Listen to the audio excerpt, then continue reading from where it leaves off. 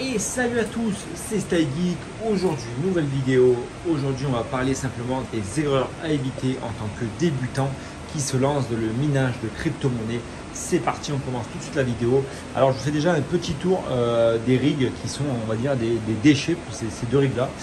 Va falloir très rapidement changer en fait ces châssis qui sont vraiment horribles et finir ce rig là il manque deux 6600 XT et ce rig là il manque une 3080 et une 3090 qui devraient arriver.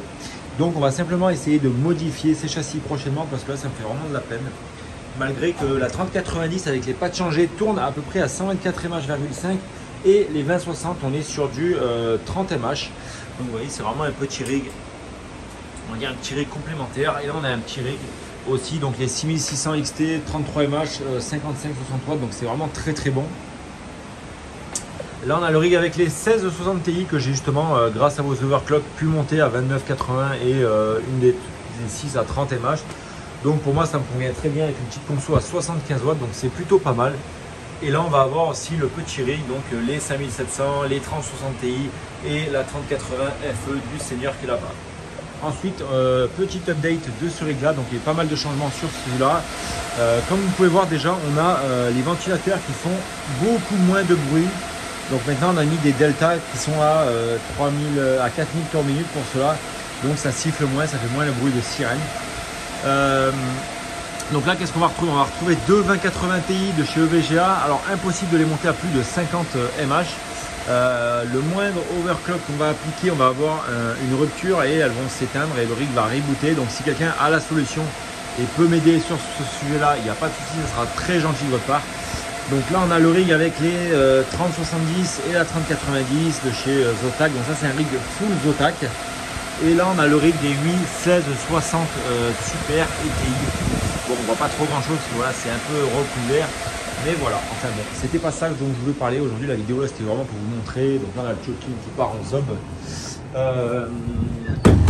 Oh là là, j'ai tout cassé. Alors là simplement on va retrouver des cartes. Donc on va retrouver de la 6600, de la 1660 Super et de la 2060. Et là il me manque une 6600, donc ça c'est pour un client. C'est pour toi Régis, donc si tu te reconnais, si tu regardes la vidéo, ben voilà, tes cartes sont là, elles arrivent. J'ai racheté deux alimentations 600 watts, donc c'est du 80+, donc voilà.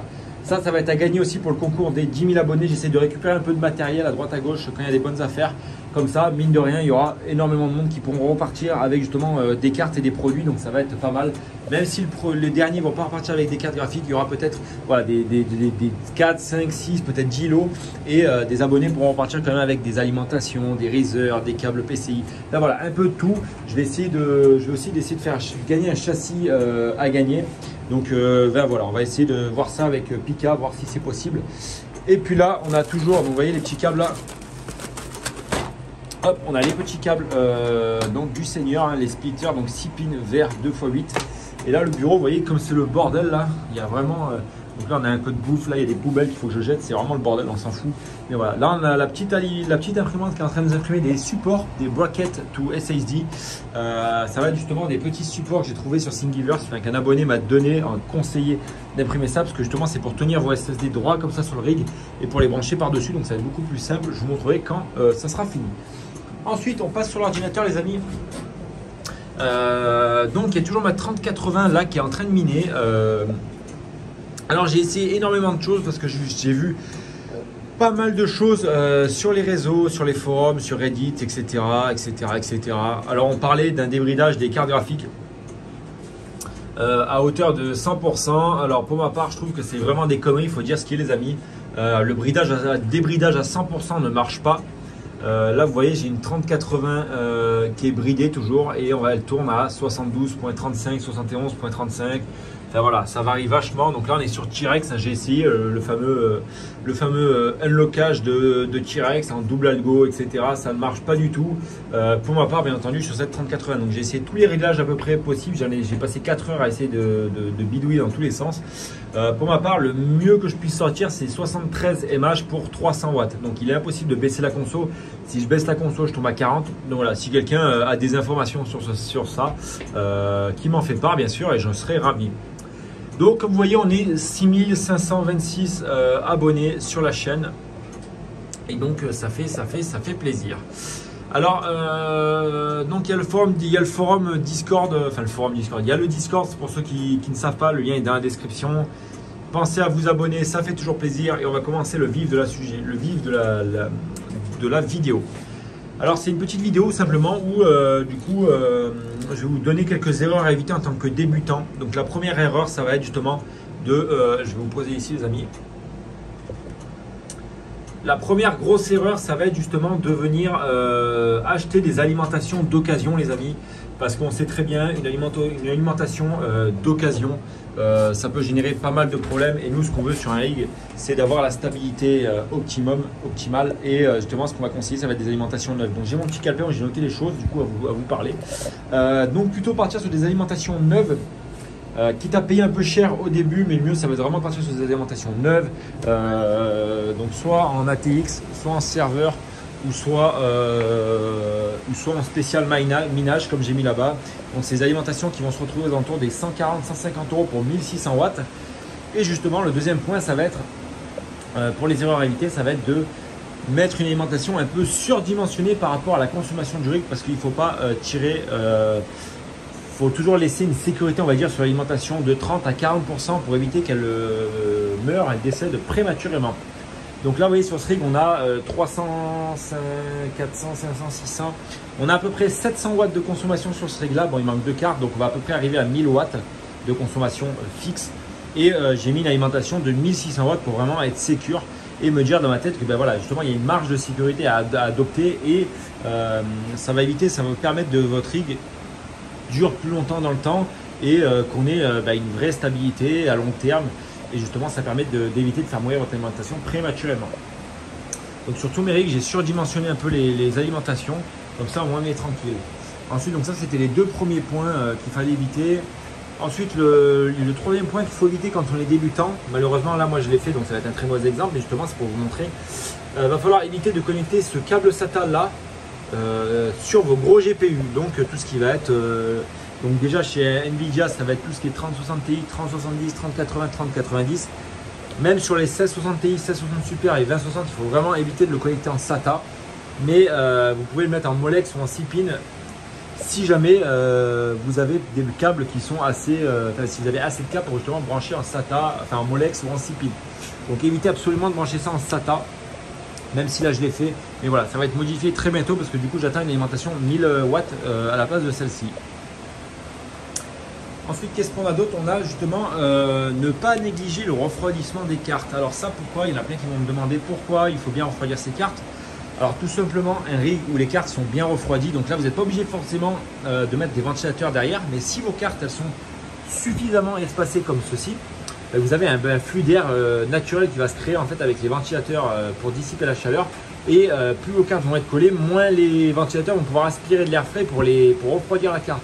Donc en collant les cartes, vous allez justement aspirer l'air chaud de la carte qui est voisine et elle va aspirer l'air chaud. Du coup, ça va faire chauffer un peu plus la carte graphique. Donc si vous avez la place sur un rig comme ça, par exemple, d'espacer au maximum vos cartes graphiques, c'est pas la peine de foutre sur un rig comme ça 12 à 15 GPU, même si c'est pas possible. Mais voilà, c'est vraiment une expression. Vous allez en mettre 7 ou 8 maximum sur les petites cartes. Et après, si vous en mettez 8 ou 9, il faudra venir accrocher derrière des petits ventilateurs pour créer un flux d'air et justement évacuer l'air chaud et pousser de l'air frais au milieu des cartes pour que les cartes soient bien aérées, soient bien ventilées. Donc ça, c'est vraiment un point à voir parce que plus vos cartes vont être fraîches, plus vos cartes elles vont être dans des bonnes conditions de travail et plus justement elles vont produire, vous aurez moins de chair invalide. Vous aurez également moins de reboot des rigs par exemple, ça sera des rigs qui seront beaucoup plus stables. Donc ça c'est vraiment important d'avoir un bon refroidissement sur les cartes ou justement d'avoir une pièce qui est très fraîche. Donc soit de poser une clim, ce qui n'est peut-être pas la meilleure des solutions, mais voilà, même des ventilateurs derrière, ça fait très bien l'affaire et ça évite justement, il faut juste créer un petit flux d'air derrière, donc c'est plutôt pas mal. Ensuite, une des erreurs, c'est même pas une erreur, c'est un mauvais conseil de la part de beaucoup de gens, et même moi au début je l'ai conseillé. Mais le conseil que je peux vous donner, c'est éviter absolument de mettre des clés USB sur vos rigs. Parce que du coup, la clé USB en 3.0, c'est peut-être bien. Mais moi, personnellement, j'ai acheté des SSD sur AliExpress. J'ai payé les SSD, je les ai payés 7 € le SSD avec les frais de port et tout. C'est des SSD de 16 Go. Pour ma part, ça fait très bien l'affaire parce que du coup, on a une rapidité exceptionnelle avec le SSD. Donc tout ce qui va être configuration iOS, redémarrage du rig, temps de réponse, on est vraiment largement supérieur à une clé USB. Et quand on est débutant, ben, on a vraiment envie que ça aille vite et on a envie que les choses se fassent rapidement. Donc surtout pour la configuration du rig, ça peut vraiment poser souci puisque justement on aura une configuration qui sera beaucoup plus longue que si on avait une clé USB. Donc ça c'est vraiment un conseil que je peux vous donner. Maintenant moi tous mes rigs sont équipés de SSD, voilà, SSD avec 500 MB de vitesse. Donc c'est vraiment le conseil que je peux vous donner. Ça c'est vraiment un truc qui changera votre vie sur votre rig.